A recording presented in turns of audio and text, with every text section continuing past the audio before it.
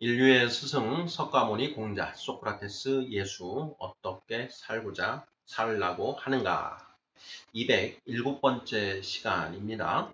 하나님의 첫 번째 선물 이성과 양심이라는 소제목 하에 6개의 질문으로 되어 있습니다. 1번 성경은 하나님에 의하여 창조된 천지 만물과 인간 본성에 하나님의 법이 새겨져 있다고 합니다.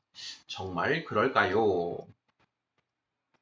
2번 성경에 의하면 석가모니는 인간 본성에 새겨진 하나님의 법을, 공자는 천지 만물에 새겨진 하나님의 법을 찾아 들어간 것이라고 할 수 있습니다.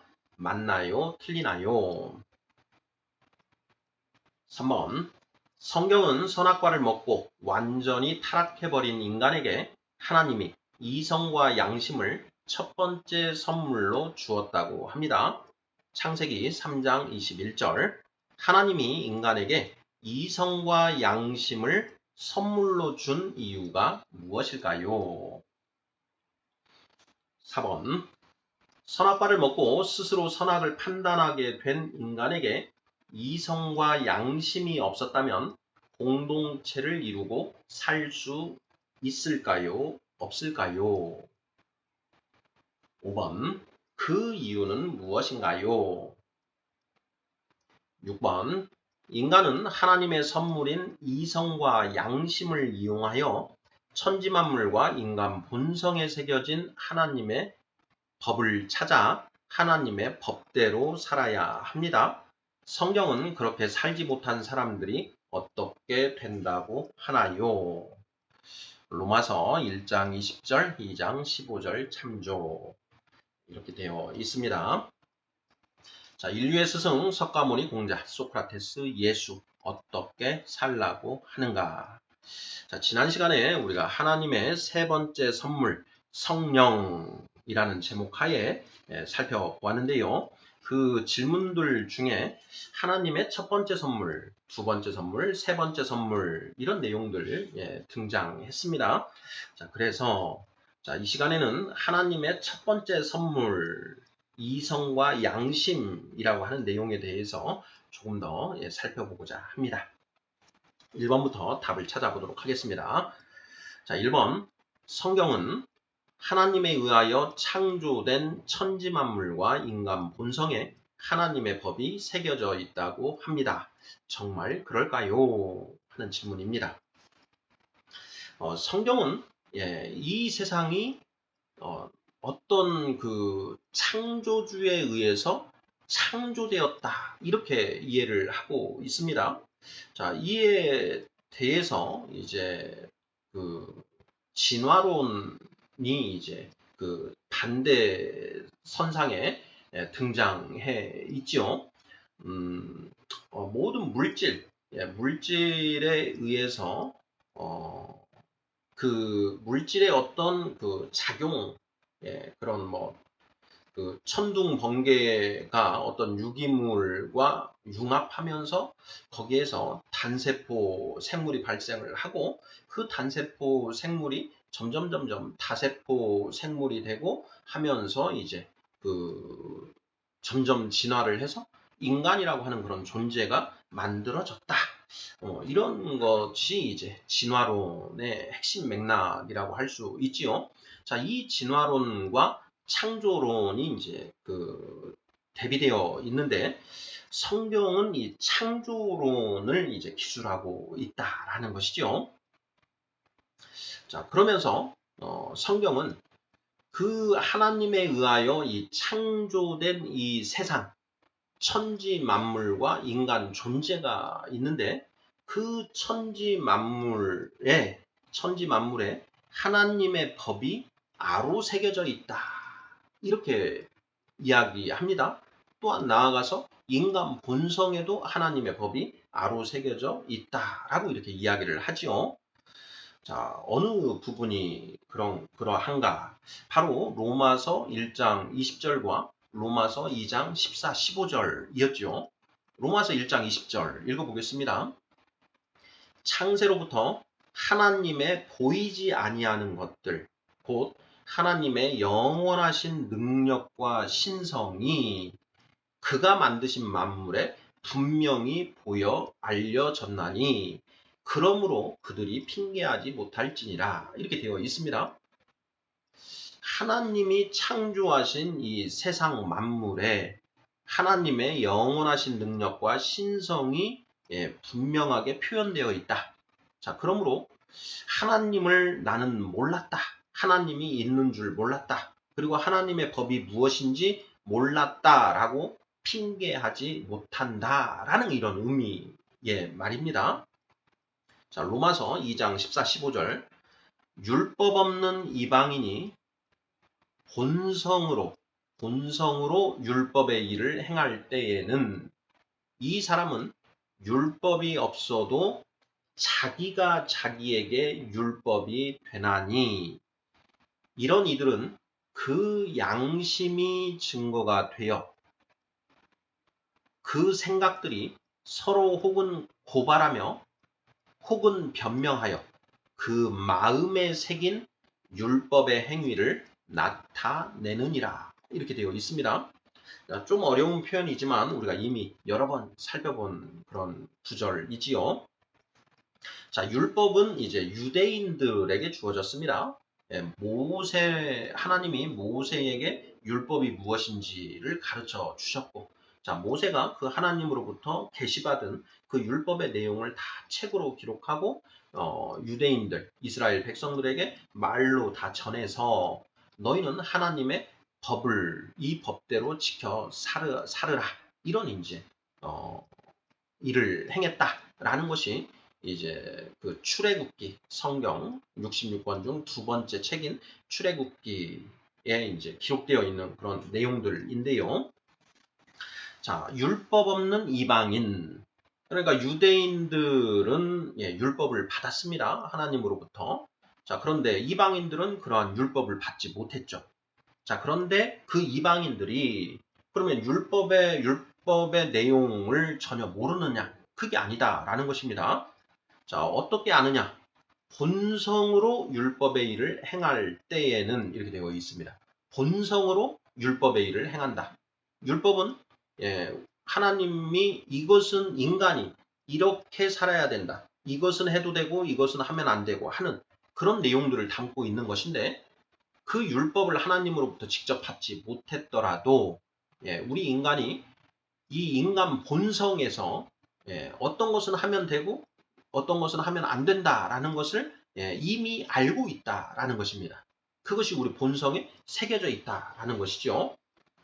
그래서 자, 이방인이 본성으로 율법의 일을 행할 때에는 이 사람은 율법이 없어도 자기가 자기에게 율법이 되나니 명시된 그런 문자화된 율법이 없어도 그 사람의 마음 안에 있는 본성, 양심이 율법이 된다. 이런 얘기죠. 자, 그래서 자, 이런 이방인들, 율법을 받지 못한 이방인들은 그 양심이 증거가 되어 그 양심의 생각들이 서로 고발하고 변명하면서 그 마음에 새긴 율법의 행위를 나타낸다. 우리가 어떤 행위를 했을 때 그것이 자꾸 이제 찔림이 온다라는 것이죠. 성경에 보면 창세기 4장에 가인이 아벨을 돌로 쳐 죽이는 그런 사건이 일어납니다. 자, 돌로 동생을 홧김에 쳐 죽인 그 가인이 양심의 가책을 느끼겠지요. 아, 내가 왜 이랬을까? 순간적인 분노를 이기지 못해서 살인을 해버렸는데 그로 인해서 엄청 괴로워합니다. 그 가인이 내가 이렇게 얘기합니다. 내 벌이 지기가 너무 무거우니다. 창세기 4장 13절인데요. 내가 동생을 쳐 죽였는데 그 나의 죄벌이 너무나 무겁습니다. 이런 얘기를 하는 것이죠. 자, 이것이 어떻게 가인이 그것을 느끼게 되는가? 양심의 가책을 느끼는가? 바로 그 본성, 인간 본성에 새겨진 그 하나님의 법, 즉 양심이 찌르는 것이죠. 자, 우리도 뭐 수많은 죄를 지으면서 살아왔지 않습니까? 그런데 뭐 예를 들어서 도둑질을 했다. 예, 도둑질을 하면 예, 마음이 콩닥콩닥 뛰고 두근두근 하면서 내가 이러면 안 됐는데 하고 그런 후회하는 일들 있지 않습니까? 예, 또 누군가를 갖다가 홧김에 때렸다. 예, 해서 다치게 했다. 뭐 이랬을 때 내가 왜 그랬을까 하고 자책을 느끼고 하는 그런 일들이 예, 있지 않습니까? 바로 그러한 작용을 하는 것이 바로 인간 본성에 새겨진 하나님의 법, 곧 양심, 예, 이런 것이다라는 것이죠. 그래서 석가모니 부처님은 자 인간 모든 이 그 만물에 그 이 불성이 있다 해서 일체 중생 시류불성 이런 이제 가르침 펼치신 것이고 우리 불제자분들께서는 그러한 어떤 그 석가모니 부처님의 가르침에 우리가 전적으로 동의하는 것 아니겠습니까? 자 그리고 공자님은 천지 만물에 새겨져 있는 그 하나님의 법을 연구를 했지요. 그래서 공자의 공부 방법을 우리가 경물치지라고 하는 네 글자로 이제 그 대학에 표시되고 있다라는 것 우리가 공부를 하지 않았습니까? 천지 만물을 연구하여 지혜에 도달한다. 경물치지였지요. 자, 1번 문제입니다. 성경은 하나님에 의하여 창조된 천지 만물과 인간 본성에 하나님의 법이 새겨져 있다고 합니다. 정말 그럴까요? 우리가 석가모니, 공자, 소크라테스 이분들의 가르침을 생각해 보면 천지 만물과 인간 본성에 궁극의 진리가 감추어져 있다라는 것 이것을 이제 기본적으로 다 말씀하셨기 때문에 또한 우리가 그것을 우리가 경험적으로 알고 있기 때문에 이것은 맞는 말이다 이렇게 답을 할 수 있지 않을까 싶습니다. 자, 2번 문제 보겠습니다. 성경에 의하면 석가모니는 인간 본성에 새겨진 하나님의 법을, 공자는 천지 만물에 새겨진 하나님의 법을 찾아 들어간 것이라고 할 수 있습니다. 맞나요? 틀리나요? 네, 맞지요? 예. 공자는 천지 만물에 새겨진 하나님의 법을 찾아 들어갔다. 경물치지이고요. 자, 석가모니는 인간 본성에 새겨진 하나님의 법을 찾아 들어갔다. 일체중생 시류불성. 자, 모든 그 중생들의 마음에는 불성이라는 게 있다.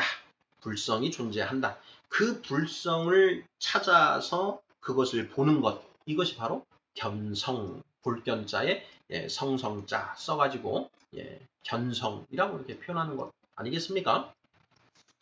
자, 3번. 성경은 선악과를 먹고 완전히 타락해버린 인간에게 하나님이 이성과 양심을 첫 번째 선물로 주었다고 합니다. 창세기 3장 21절. 하나님이 인간에게 이성과 양심을 선물로 준 이유가 무엇일까요? 하는 질문입니다. 어려운 것 같지만 이미 우리는 다 공부를 했지요.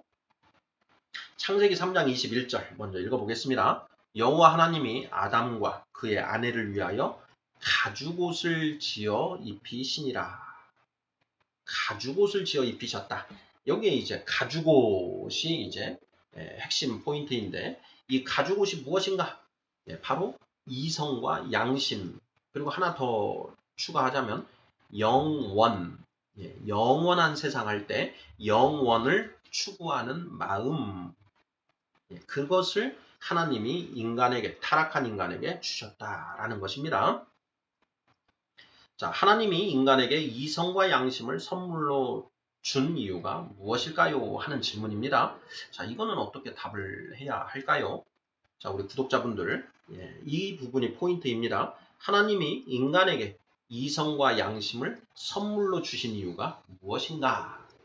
자, 어떻게 답을 하시겠습니까? 네, 저는 이 부분에 대한 답을 4번에서 한번 찾아봤는데요. 4번 질문 보겠습니다.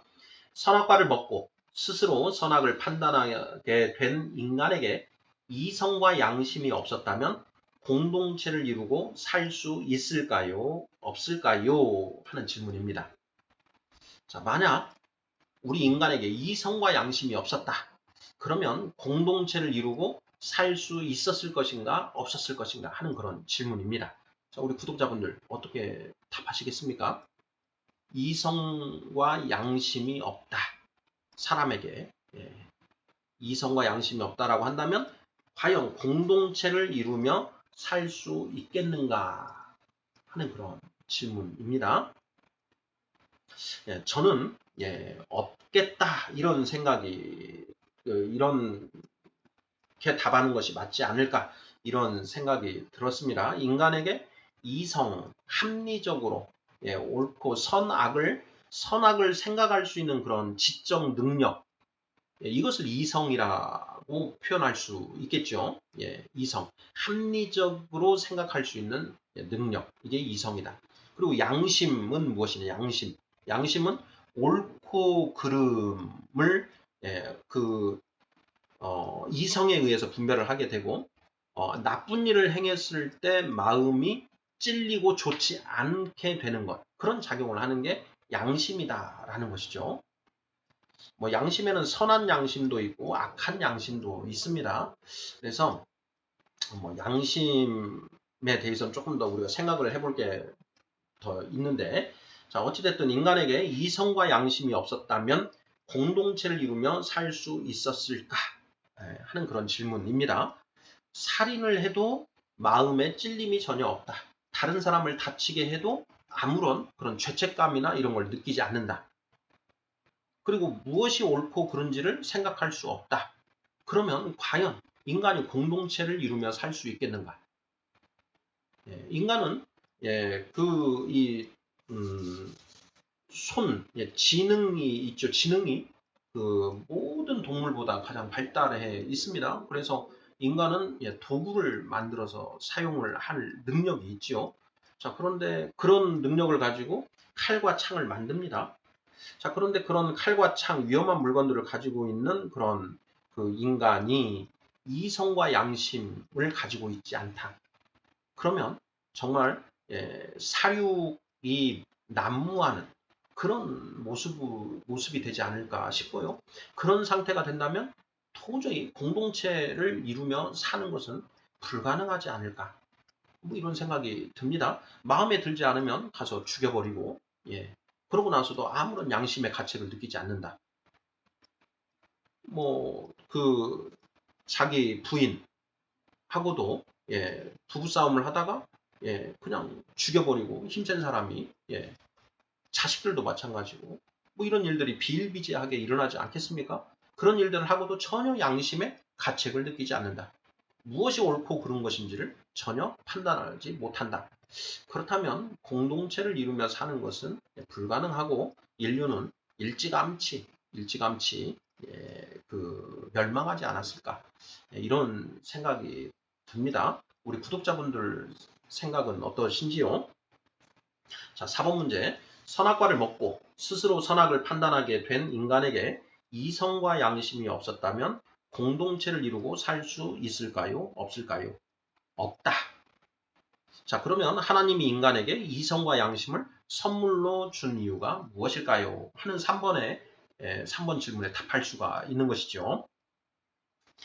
자, 최소한의 공동체를 이루고 살아갈 수 있게 하시기 위하여 인간에게 이성과 양심을 주셨다. 좀 더 다른 표현으로 해보면 이성과 양심을 통하여 무엇이 옳고 그른지 최소한은 알 수 있게 하시기 위해서 타락한 인간에게 이성과 양심을 주셨다. 뭐 이렇게 답을 하면 맞지 않을까 싶습니다. 자, 5번 질문. 그 이유는 무엇인가요? 이렇게 되어 있습니다. 자, 이성과 양심이 없었다면 공동체를 이루고 살 수 없다. 자, 그 이유가 무엇인가 하는 그런 질문입니다. 사실 4번 질문에 답을 하면서 이제 어느 정도 근거가 나온 것인데 그 근거를 보다 명확하게 한번 생각해 보기 위해서 따로 문제를 분리를 시켰습니다. 이성과 양심이 없었다면 공동체를 이루고 살 수 없을 것이다. 자, 그 이유가 무엇인가? 저는 이렇게 답을 해보았습니다. 무엇이 옳고 그른지에 대한 최소한의 교집합이 없다면 사람이 서로 적대시할 것이기 때문에 공동체를 이루고 살 수 없다. 뭐 이렇게 답을 하면 맞지 않을까 싶습니다. 우리 구독자분들이 생각하시는 답은 무엇인지요? 자, 마지막 6번 문제 보겠습니다. 인간은 하나님의 선물인 이성과 양심을 이용하여 천지만물과 인간 본성에 새겨진 하나님의 법을 찾아 하나님의 법대로 살아야 합니다. 자, 성경은 그렇게 살지 못한 사람들이 어떻게 된다고 하나요? 하는 질문입니다. 자, 뭐 어렵지 않지요. 우리가 뭐 기독교를 꼭 믿지 않더라도, 기독교 신앙을 가지고 있지 않더라도 기독교에서 하나님의 법대로 살지 못한 사람들이 어떻게 된다라고 이야기하는지 이것은 뭐 쉽게 우리가 알 수 있지 않습니까? 자, 정답은 무엇인가요? 네, 지옥 간다라는 것이죠. 지옥. 마지막 때에 하나님 앞에서 모든 사람이 심판을 받게 되는데 하나님의 뜻을 찾아서 하나님의 뜻대로 살게 된 사람은 천국으로 가게 되고, 자, 하나님의 뜻을 모르거나 하나님의 뜻을 알더라도 하나님의 뜻대로 살지 못하는 사람들은 지옥으로 가서 영원한 형벌에 처해지게 된다라는 것이 뭐 성경의 내용 아니겠습니까? 요한계시록 성경 66권 중에 이제 마지막 성경인데요. 자, 요한계시록 20장 11절부터 15절까지가 이제 최후의 심판에 관해 기록하고 있는 그런 그 성경 내용인데 한번 읽어보도록 하겠습니다. 또 내가 크고 흰 보좌와 그 위에 앉으신 이를 보니 땅과 하늘이 그 앞에서 피하여 간데 없더라. 또 내가 보니 죽은 자들이 큰 자나 작은 자나 그 보좌 앞에 서 있는데 책들이 펴 있고 또 다른 책이 펴졌으니 곧 생명책이라. 죽은 자들이 자기 행위를 따라 책들에 기록된 대로 심판을 받으니 바다가 그 가운데에서 죽은 자들을 내주고 또 사망과 음부도 그 가운데에서 죽은 자들을 내주매 각 사람이 자기의 행위대로 심판을 받고 사망과 음부도 불못에 던져지니 이것은 둘째 사망 곧 불못이라. 누구든지 생명책에 기록되지 못한 자는 불못에 던져지더라. 이렇게 되어 있습니다. 그러니까 이 최후의 심판이 이루어지는 그 때가 있다. 그때 이 땅에 살았던 모든 사람들이 이제 부활해서 하나님 앞에서 심판을 받게 되는데, 자, 각자의 행위에 따라서 심판을 받는다.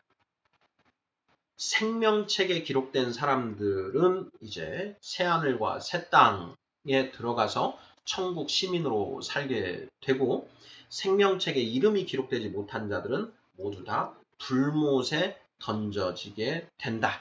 그 불못에서 영원히 영벌을 받게 된다. 뭐 이런 내용인 것이죠. 자, 6번 질문입니다. 인간은 하나님의 선물인 이성과 양심을 이용하여 천지만물과 인간 본성에 새겨진 하나님의 법을 찾아 하나님의 법대로 살아야 합니다.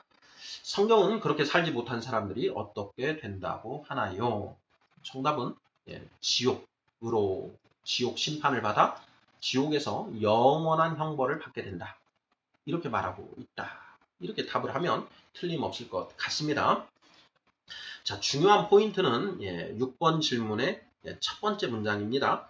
인간은 하나님의 선물인 이성과 양심을 이용하여 천지만물과 인간 본성에 새겨진 하나님의 법을 찾아서 그 하나님의 법대로 살아야 한다라고 하는 이 부분이 가장 중요한 포인트가 되는데요. 자, 과연 그렇게 살고 있는가 하는 문제는 다음 시간에 살펴보도록 하겠습니다. 감사합니다.